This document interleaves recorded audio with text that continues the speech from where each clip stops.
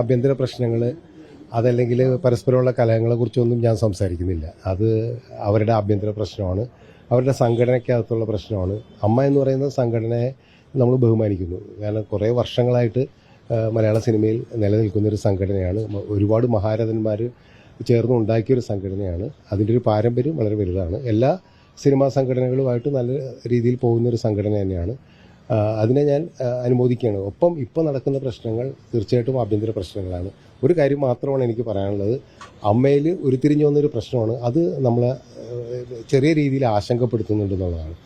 ഒന്ന്, അൻസിബ എന്ന് പറയുന്ന കുട്ടി അവരുടെ മതവുമായിട്ട് ബന്ധപ്പെട്ടിട്ട് അതിൻ്റെ അകത്തുനിന്ന് അവർ തീവ്രവാദിയാണ്, ജിഹാദിയാണ് എന്നുള്ള ഒരു പ്രസ്താവന പത്രമാധ്യമങ്ങളിലൊക്കെ കാണുകയുണ്ടായി. അത് എന്നെ ശരിക്കും പറഞ്ഞാൽ ആശങ്കപ്പെടുത്തുന്നുണ്ട്.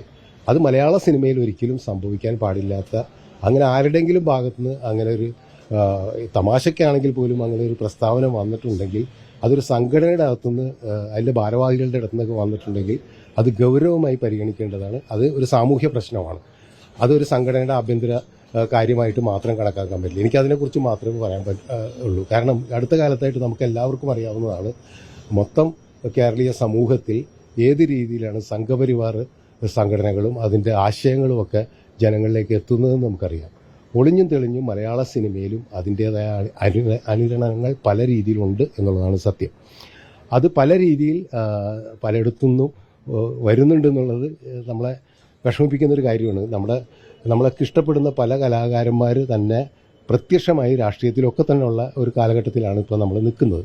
അപ്പോൾ അവരും കുറച്ച് ജാഗ്രത കാണിക്കേണ്ടതാണ്. കാരണം എന്നും മലയാള സിനിമ നിലനിന്നിട്ടുള്ളത് ഒരു സെക്യുലർ പ്ലാറ്റ്ഫോമിലാണ്. ആ സെക്യുലർ മനസ്സ് മലയാളികൾക്ക് നഷ്ടപ്പെടുന്നതിന് സിനിമ ഒരു കാരണവശാലും അതിനൊരു ഇട ഉണ്ടാക്കി കൊടുക്കരുത്. അത് ഏത് സംഘടനയാണെങ്കിലും ഏത് വ്യക്തികളാണെങ്കിലും എന്നുള്ളതാണ്.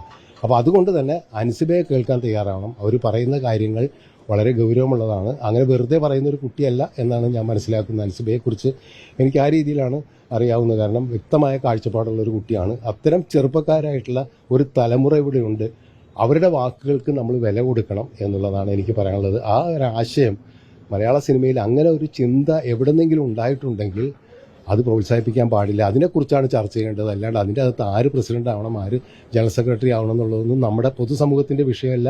ചലച്ചിത്ര മേഖലയിൽ നിൽക്കുന്ന ഞങ്ങളെപ്പോലുള്ള ആരുടെയും വിഷയമല്ല. അതെങ്ങനെയും ആകട്ടെ. പക്ഷേ ഇത്തരം വിഷയങ്ങളെക്കുറിച്ച് ഗൗരവമായിട്ട് ചലച്ചിത്ര മേഖലയിലുള്ള പ്രത്യേകിച്ചും പ്രമുഖരായിട്ടുള്ള വ്യക്തികളുണ്ട്. അവർ കുറച്ചും കൂടി സീരിയസ് ആയിട്ട് അതിനെ കാണണം എന്നാണ് എനിക്ക് പറയാനുള്ളത്. കലാകാരന്മാർക്ക് സംഘടനയാണല്ലോ. അപ്പോൾ അതിനകത്ത് ഇപ്പോൾ ഉയർന്നു വന്നൊരു വിമർശനം അല്ലെങ്കിൽ ആരോപണം എന്നത് രാഷ്ട്രീയ ബന്ധമാണ്. BJP ബന്ധം ആരോപിച്ചാണ് അവസാനം വന്ന റിപ്പോർട്ട് അനുസരിച്ച് BJP ബന്ധം ആരോപിച്ചാണ് ശ്വേതാനന്ദൻ ഇറങ്ങേണ്ടി വന്നിട്ടുള്ളതാണ്. ഈ കല രാഷ്ട്രീയ അല്ലെങ്കിൽ കലയിലേക്ക് കയറി കൂടുകയാണ്, കലയുടെ സംഘടനയിലേക്ക് കയറി കൂടുകയാണ്.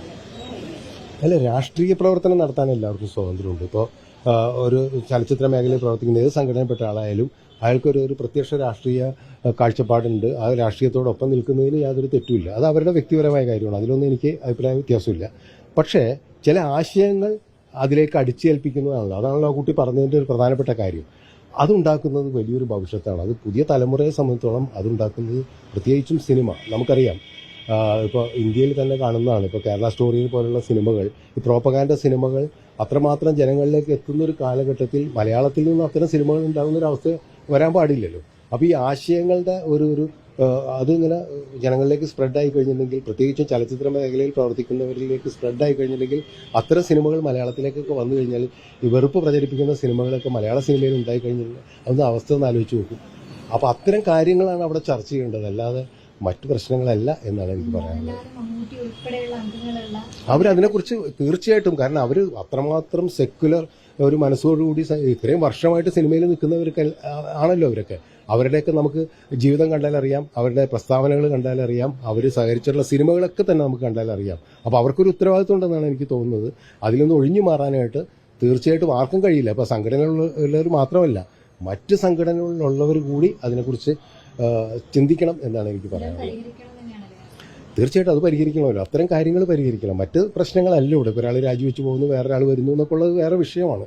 അതിവിടെ നമ്മളെ ബാധിക്കുന്നില്ല, സമൂഹത്തെ ബാധിക്കുന്നത് അല്ലെങ്കിൽ ഒരു പൊതുജനങ്ങൾക്ക് അറിയേണ്ട കാര്യം അതാണെന്നാണ് എനിക്ക് തോന്നുന്നത്. ഞാൻ അതിനെക്കുറിച്ച് മാത്രമേ സംസാരിക്കുന്നുള്ളൂ. താരങ്ങൾ തമ്മിലുള്ള ഈ തർക്കം സിനിമയെ ബാധിക്കില്ല? കാരണം ഈ സിനിമ എന്ന് പറഞ്ഞാൽ ഒരാൾ ഒറ്റ അഭിനയിക്കുന്നതല്ലോ, ഈ പറയുന്ന തർക്കങ്ങൾ ഉടലെടുക്കുന്ന അല്ല, അത് എനിക്ക് തോന്നുന്നത് ആ പ്ലാറ്റ്ഫോമിൽ നിന്നിട്ടുള്ള തർക്കമാണ്. ഒരു സിനിമയുടെ സെറ്റിൽ വന്നു കഴിഞ്ഞിട്ടുണ്ടെങ്കിൽ ഈ തർക്കങ്ങൾ സിനിമയുടെ സെറ്റിൽ ഉണ്ടാകും എന്ന് ഞാൻ കണക്കാക്കുന്നു. പരസ്പരം ഈ രണ്ടു പേര് തമ്മിലുള്ള ഒരു പ്രശ്നത്തിലേക്ക് അല്ലെങ്കിൽ ഈഗോ പ്രശ്നത്തിലേക്കൊക്കെ മാറുമ്പോൾ സ്വാഭാവികമായിട്ട് അത് സിനിമയെ ആ രീതിയിൽ നെഗറ്റീവായി ബാധിക്കില്ലേ?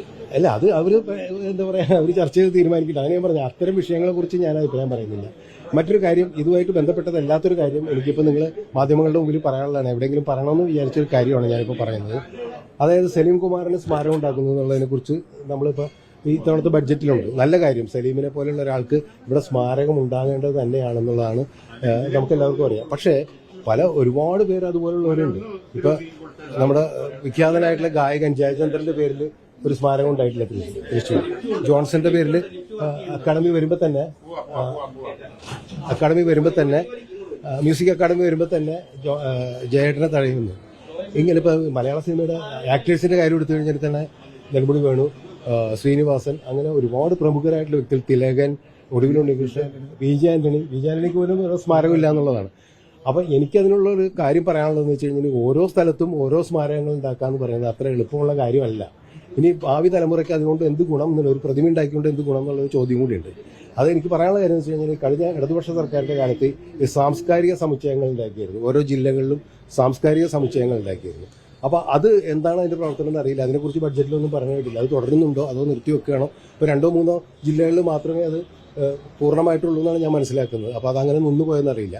ഞാൻ ചലച്ചിത്ര അക്കാദമി ചെയർമാനായിരുന്ന കാലത്ത് അന്നത്തെ സാംസ്കാരിക വകുപ്പ് മന്ത്രിയുടെ അടുത്ത് ഒരു പ്രൊപ്പോസൽ വെച്ചിട്ടുണ്ടായിരുന്നു. അതായത് ഈ പല പ്രദേശങ്ങളിൽ അന്ന് ഈ കലാഭവൻ മണിയുടെ സ്മാരകം ചാലക്കുടിയിൽ ഉണ്ടാക്കുന്നതായിട്ട് ബന്ധപ്പെട്ടുള്ള ഒരു സംഭവമാണ്. പിന്നെ ചിറയൻകീഴിൽ പ്രേം നസീറിനെ കുറിച്ചൊരു സ്മാരകം ഉണ്ടാക്കുന്നതൊക്കെയായിട്ട് ബന്ധപ്പെട്ട് വന്നപ്പോഴാണ് ഞാൻ പറഞ്ഞ ഒരു ആശയമാണ്. അന്ന് അതൊരു പ്രൊപ്പോസലായിട്ട് തന്നെ കൊടുത്തതാണ്. ഇങ്ങനെ വെക്കാതെ ഈ എല്ലാ കലാകാരന്മാരും, പ്രത്യേകിച്ച് ചലച്ചിത്ര മേഖലയിലെ കലാകാരന്മാരെ എല്ലാവരെയും ഒരു സ്ഥലത്തേക്ക് സ്മാരകം ഉണ്ടാക്കുകയാണെങ്കിൽ രീതിയിൽ ഇപ്പോൾ തുഞ്ചൻ പറമ്പിൽ നമുക്ക് കാണാം ഒരുപാട് സാഹിത്യകാരന്മാരെ കുറിച്ചൊക്കെ നമുക്ക് ഇപ്പോൾ പുതിയ കാലഘട്ടത്തിൽ വിർച്വലായിട്ടുള്ള ഇതൊക്കെ നമുക്ക് പുതിയ കാലത്ത് കുട്ടികൾക്കൊക്കെ അത് കാണാനായിരിക്കും താല്പര്യം. വിർച്വലായിട്ട് അവരെ കുറിച്ചുള്ള സ്മാരകങ്ങൾ ഉണ്ടാവും. അത് ഒരു സ്ഥലത്ത് തന്നെയാണെങ്കിലോ, ഇപ്പം ഞാനന്ന് പ്രപ്പോസൽ വെച്ച് ചിത്രാഞ്ജലി പോലുള്ള സ്ഥലം സർക്കാരിൻ്റെ കീഴിൽ സ്ഥലമുണ്ട്. ഇപ്പം നമ്മളിപ്പോൾ അറിയാം, ഇപ്പോൾ ജെ.സി. ഡാനിയലിൻ്റെ പേരിൽ ഇവിടെ ചലച്ചിത്ര ഇത് ഉണ്ടാവുന്നു. അത് വലിയ നല്ല കാര്യം തന്നെയാണ്. പക്ഷെ അങ്ങനത്തെ ഒരു വേദിയിൽ തന്നെ, അങ്ങനെ ഒരു സ്ഥലത്ത് തന്നെ വേണമെങ്കിൽ എല്ലാവരുടെയും സ്മാരകം ഉണ്ടാക്കാം. ഇപ്പോൾ പറയുന്ന എല്ലാ കലാകാരന്മാരും, ഇപ്പോൾ സംവിധായകരുടെ ഉണ്ടാകണം. ഇപ്പോൾ മഹാന്മാരായിട്ടുള്ള സംവിധായകർ ഒരുപാട് പേര് ഇവിടെ മരിച്ചു പോയിട്ടുണ്ട്. രാമുകാരിൻ്റെ പേരിൽ ഒരു സ്മാരകമില്ല, ഒരു പ്രതിമ പോലും ഇല്ല. അതുപോലെ തന്നെ സേതുമാധവൻ, പി എൻ മേനോൻ, അങ്ങനെ ഒരുപാട് പേര് മരിച്ചു പോയിട്ടുണ്ട്. അപ്പോൾ അഭിനേതാക്കളോടൊപ്പം തന്നെ ഇപ്പോൾ വയലാറിൻ്റെ പേരിൽ ഒരു പ്രതിമയുണ്ട്. അല്ലാത്ത സംഭവങ്ങളൊന്നും ഇല്ല എന്നുള്ളതാണ്. അപ്പോൾ എല്ലാം കൂടി ഒരു സ്ഥലത്ത് വരികയാണെങ്കിൽ, ഇപ്പോൾ നമ്മൾ യൂറോപ്പിലൊക്കെ ചെന്ന് കണ്ടു കഴിഞ്ഞാൽ തന്നെ കാണാൻ പറ്റും ഒരുപാട് സ്ഥലത്ത് ഈ പ്രതിമകൾ തന്നെ കാണാം. ഒരുപാട് കലാകാരന്മാരുടെയും സാഹിത്യകാരന്മാരുടെയും രാഷ്ട്രീയക്കാരുടെ പ്രതിമകൾ ഒരുമിച്ച് വെക്കുന്നത്. അപ്പോൾ പ്രതിമകൾ തന്നെ വേണമെന്നില്ലല്ലോ. പല രീതിയിൽ ഒരു സ്ഥലത്താണെങ്കിൽ അത് ഒരു ടൂറിസ്റ്റ് ഡെസ്റ്റിനേഷനായിട്ട് മാറും. ഒരുപാട് പേര് ടൂറിസ്റ്റുകൾ അതിനെ അട്രാക്ട് ചെയ്യും. കാരണം മലയാള സിനിമയിലെ പ്രമുഖരായിട്ടുള്ള ആൾക്കാരാണല്ലോ, അവരുടെയൊക്കെ ഓർമ്മകളാണല്ലോ. ആ ഓർമ്മകൾ ദൃശ്യത്തിലൂടെയും ഇപ്പോൾ വിർച്വൽ പ്ലാറ്റ്ഫോമിലൂടെ ഒക്കെ തന്നെ കാണിക്കാൻ പറ്റും. അതിനെക്കുറിച്ച് സർക്കാർ ആലോചിക്കണമെന്നുള്ളതാണ് എനിക്ക് പറയാനുള്ളത്. ഞാൻ കഴിഞ്ഞ തവണ സിനിമ കോൺക്ലേവിലും അന്നത്തെ സാംസ്കാരിക വകുപ്പ് മന്ത്രിയുടെ ഈ ആശയം അവതരിപ്പിച്ചതാണ്. പക്ഷെ അത് എങ്ങും എത്തിയില്ല. പുതിയ സർക്കാർ അതിനെക്കുറിച്ച് ആലോചിക്കണമെന്ന് എനിക്ക് തോന്നുന്നു. അപ്പോൾ ഈ ഒരു പരാതിയും വരില്ല. അവരുടെ സ്മാരകം ഉണ്ടാക്കിയില്ല, ഇവരുടെ സ്മാരകം ഉണ്ടാക്കിയില്ല എന്നുള്ള പരാതി ഉണ്ടാവില്ല. അത് ഒരു സ്ഥലത്തേക്ക് ആക്കുകയാണ്. ഇത് സാഹിത്യകാരന്മാരുടെ കാര്യത്തിലൊക്കെ ചെയ്യാവുന്നതാണ്. ഇപ്പോൾ കോഴിക്കോട് വരെയുള്ള സ്ഥലത്ത് കർഷക നഗരി എന്നുള്ള രീതിയിൽ കോഴിക്കോട് അതിനെക്കുറിച്ച് ആലോചിക്കാവുന്നതാണ്. അത്തരമൊരു ബൃഹത് പദ്ധതിയാണെങ്കിൽ അത് അടുത്ത തലമുറയ്ക്ക് അതൊരു ഗുണമാകും. ഒരു ടൂറിസ്റ്റ് ഡെസ്റ്റിനേഷനായിട്ട് ഇതൊക്കെ മാറും എന്നുള്ളതാണ് ഈ അവസരത്തിൽ എനിക്ക് അതിനെക്കുറിച്ച് കൂടി പറയാനുള്ളത്. അല്ല, അതൊക്കെ ഞാൻ പ്രോത്സാഹിപ്പിക്കണം. പ്രത്യേകിച്ച് സിനിമ വ്യവസായമാകുന്നു എന്നുള്ളതിനെക്കുറിച്ച് വലിയ സന്തോഷമുള്ളൊരു കാര്യം തന്നെയാണ്. അത്തരം കാര്യങ്ങളൊക്കെ ഉണ്ടാവട്ടെ, നല്ലത് തന്നെയാണ്, യാതൊരു സംശയവും.